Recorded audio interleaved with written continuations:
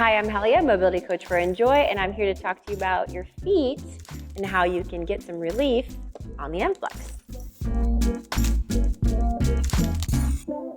Feet are often overlooked and forgotten about, but they're really important because you use them all day, every day. So this, if nothing else, should become part of your everyday routine. Ladies, if you wear high heels, this is especially important for you.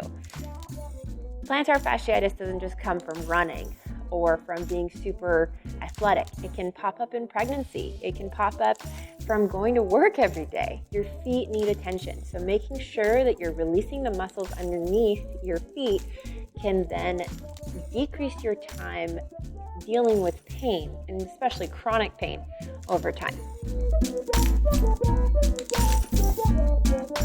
First thing I want you to do is take your shoes off and your socks off. So you've got nice little sock marks on your feet so we can all match. Then we're gonna find some elevation, whether you are seated on a block or standing while brushing your teeth.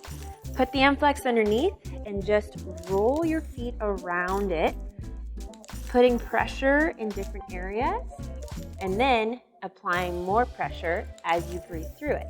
This releases the muscles in between your toes as well. So like trying to grip the MFLEX will be really helpful.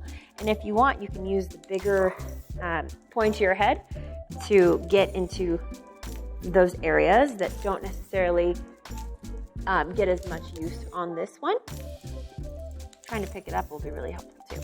But really applying pressure, holding it there, feeling it, breathing through it, and then hitting the arch, different areas. And I would say probably spend about 4 or 5 minutes each foot. Daily would be ideal.